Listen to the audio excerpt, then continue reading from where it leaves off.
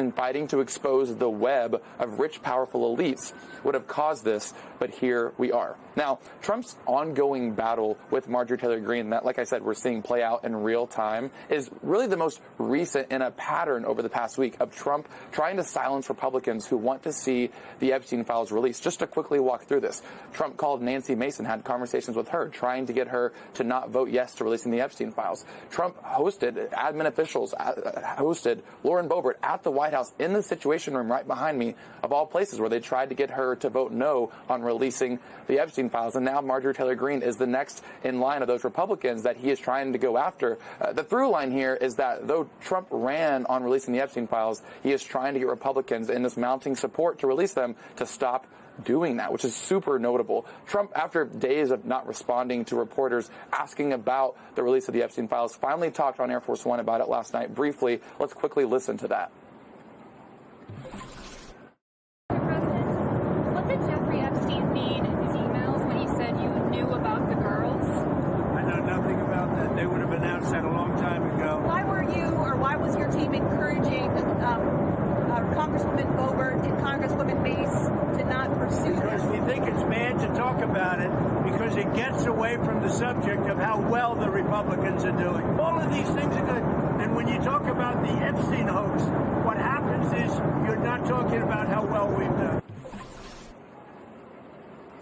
So, Alex, Trump is calling this a distraction for the American people. I've spoken to a White House official, again, moments ago, who told me that ultimately they know this is a losing battle for Trump to keep going after these individuals. All right, Evan Bettis, thank you very much for that reporting. For more on this, let's discuss the Epstein case and where it all may be headed with Stephen Newcomb. He's a congressional reporter for Axios. Stephen, thanks so much for waking up early to talk about a lot of developing things that happened overnight. Let's start here. This breakup between President Trump and Marjorie Taylor Greene. Trump calling Greene a lunatic. It's all about Epstein, of course. What do you make of this? Yeah, good morning. Thanks for having me. It certainly is about Epstein, but I actually think that the break between the president and Congresswoman Greene at this point is about more than just the Epstein files. I mean, if you go back to the middle of the shutdown, she was criticizing the president and Republicans for not having a plan to end the shutdown, for House Republicans not being in Washington, not having a health care plan to sort of counter what Democrats were proposing. So it's sort of all encompassing. But yeah, the breakup, it seems like this weekend has reached a new fever pitch, and Congresswoman Greene seems not to be in the good graces of President Trump anymore. No, and that's well said. It really does feel like it's been a slow burn, certainly over the course of the shutdown, as you noted.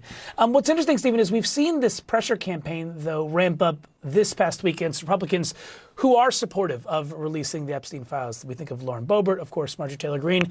And Greene said in her tweet last night, quote, "And of course he's coming after me. Hard to make another example to scare all the other Republicans before next week's vote to release the Epstein files. He's coming after me hard." That's what she's saying. Forgive me there. I guess my question to you, Stephen, is do you think this will scare any Republicans who are thinking about voting to release the Epstein files? Do you think this will scare them off from that vote next week? It at least has not, at this point, it did not scare them from taking their names off the signature list of the discharge petition, which they needed to sort of circumvent House Republican leadership and Speaker Mike Johnson to get this to the floor. So we'll have to see next week if there is any change in the posture. But at least when the president was sort of making these calls, and in some cases even bringing, Congresswoman Boebert to the White House last week, it did not get them to take their names off of that discharge petition. And now that Congresswoman Grijalva, who was sworn in last week, signed on to that petition, those signatures are frozen. There's nothing that the president or House Republican leadership can do to get them to take their names off or stop a vote from happening. So now you're sort of at the point where, you're trying to whip no votes from Republicans, and we'll have to see if the president and the speaker are able to get any more Republicans on their side. Last question for you, Stephen, on the Epstein story in particular. It seems like President Trump now going on the offense with this story, telling the DOJ to investigate Epstein's ties to other high-profile figures and Democrats. Isn't that just going to keep this subject in the news? Certainly, and I think you've even heard, some reporting this week that there's Republicans who have told the president that he's getting bad advice on the Epstein sort of saga, and yeah, this is going to prolong it. I do think that it being an active investigation and not being able to release records because it's an active investigation is probably a feature and not a bug. Pedophilia become a partisan issue. The American people deserve to know the whole truth about Jeffrey Epstein and every single powerful person who enabled him. Every name, every flight log, every cover-up, all of it. The White House and congressional Republicans are hiding the Epstein files. Why? These are the same politicians who call librarians groomers, who call their political opponents pedophiles. And to be clear, if there is a Democrat on that list, I will be the first to call for their prosecution. Because if there's one thing we should all be able to agree on, Democrats and Republicans, conservatives and progressives, it's that no one, including the President of the United States, should be able to cover up crimes against children. Joining me now is James Tallarico, Democratic candidate for the U.S. Senate in Texas. I played that you have a way of kind of cutting through the BS, which I don't think everybody does. You talk about this a little bit differently than a lot of people I've heard talk about it. And some of the points you made in there is that it's about the survivors. It's about holding anyone that was involved to account, regardless of their political affiliation. And I said this last night, if there are Democrats in there, by all means, they should be investigated too. Tell me why it was important to you to make those points that you just did. Well, before I was a politician, I was a public school teacher, and a lot of the work I've done in the state legislature is focused on helping students like the ones I taught in San Antonio and kids just like them all over the state. And so this scandal, this issue with Jeffrey Epstein and his human trafficking of children in this country and around the world, it makes me sick to my stomach. And I feel like we've got to get to the bottom of this pedophile ring. We have to know who enabled it, who supported it, and who covered it up. And that should be a lot bigger than party. It should be a lot bigger than partisan politics. This is not about right versus left. This is right versus wrong. And I hope that we get all the files. I hope we get all the information so that we can hold those responsible accountable. It's the story is about a lot of things. It's also about a set of rules for the rich and powerful and a different set of rules for everybody else. There are a lot of moments right now that are about that, but this certainly highlights it. A core of the message of your campaign is that the political struggle in this country shouldn't be about left versus right, but about top versus bottom. How do you see that all play out here?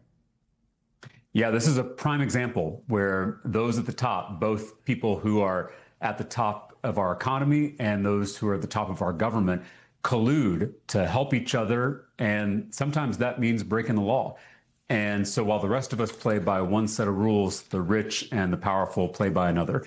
And I think Americans across the political spectrum are tired of this broken system. The MAGA civil war is getting worse and worse and worse.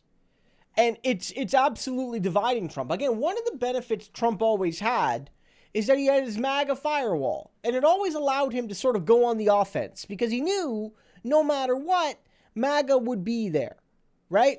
And this is something that a lot of Democrats don't always have. If you're a progressive Democrat and you want to move towards the center, the progressives will get mad at you. If you're a moderate Democrat, the progressives don't support you. But if you move to the left to get them, like with any traditional politician, Republican or Democrat, there's been like this tension you have because to expand your base or to make a tactical move, you always risk losing people. And up until this point, the one advantage Donald Trump always had was that MAGA was with him no matter what. No matter how evil he was, no matter how stupid he was, no matter how fascistic he was, they were always with him.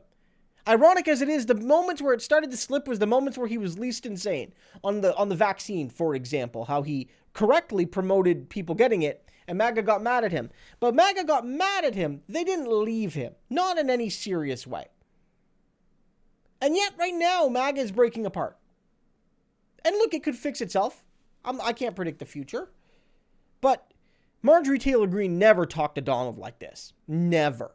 Never, ever have we seen a top name in MAGA, and that is Marjorie. She's near the top of MAGA. She's one of the biggest MAGA celebrities, saying Donald Trump is a liar.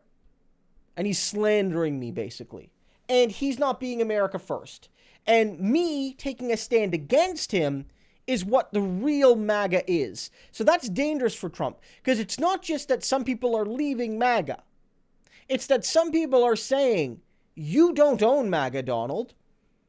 MAGA is not just for you. And of course, I'm not a MAGA guy. Neither are most of you watching. But it is fascinating to think that for the first time ever, MAGA is being disassociated from Donald. Very much saying that, Donald, you might have started this movement or sparked this movement, but it is not yours. We own it. And we're saying that if you continue to protect the files and yourself potentially, but even if not yourself, all the other people in them, then you're not MAGA anymore. We're MAGA and we're moving on without you. Right? That it's not about one man, it's about, at least in theory, making America great again. And if Donald wants to make America worse or protect the worst parts of America, then they're going to leave him. So Donald was not expecting this. And I don't think a lot of us were, to see Marjorie Taylor Greene grow a spine.